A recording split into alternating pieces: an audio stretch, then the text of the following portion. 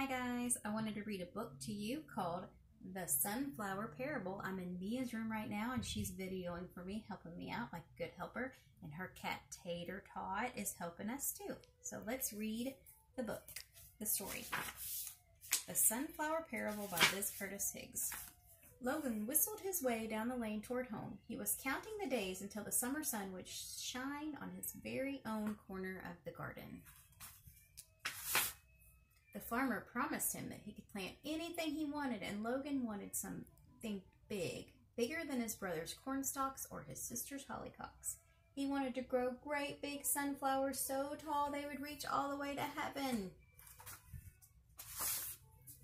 After the warm sun of May chased the last frost away, Logan and the farmer chose the very best sunflower seeds.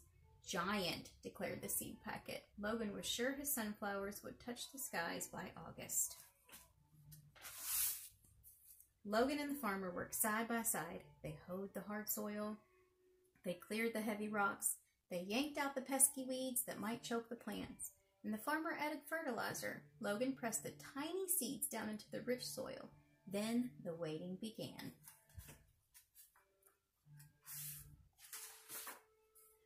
The warm summer rain brought fresh water. The sunflower seedlings poked their thirsty heads out of the soil. "Drink, drink," Logan called from his window. The hot summer sun brought warmth and light, which made the plants stretch tall. "Grow, grow," Logan sang out. How long until the flowers would bloom? How long until they reached heaven? Soon everything in the garden was growing very tall indeed. His brother's cornstalks soared up, up, up. His sister's hollyhocks waved high above the fence, but nothing grew taller than Logan's sunflowers.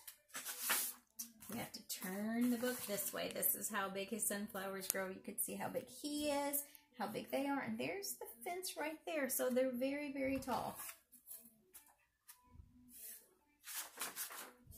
Whenever a breeze blew through the garden, the sunflowers nodded their heads. Yes, they seemed to say, we have big plans this summer. July turned into August without making a sound. The giant sunflowers turned their blossoms towards heaven. They followed the sun with their own round brown faces. Soon my sunflowers will stretch all the way to heaven, Logan boasted. He was very proud of his hard work. But at summer's end, the flowers suddenly stopped growing, their faces heavy with seeds bent toward the ground, and hungry birds hopped around the stalks.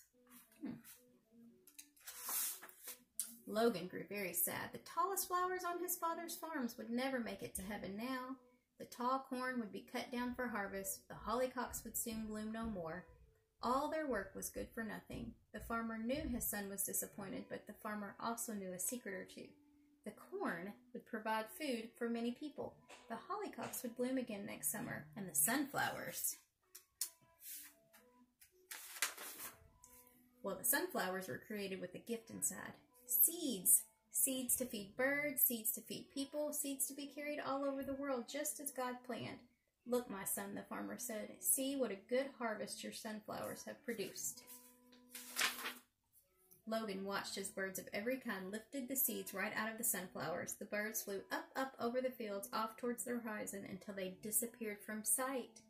"Father, the sunflowers reached heaven after all," Logan shouted with joy.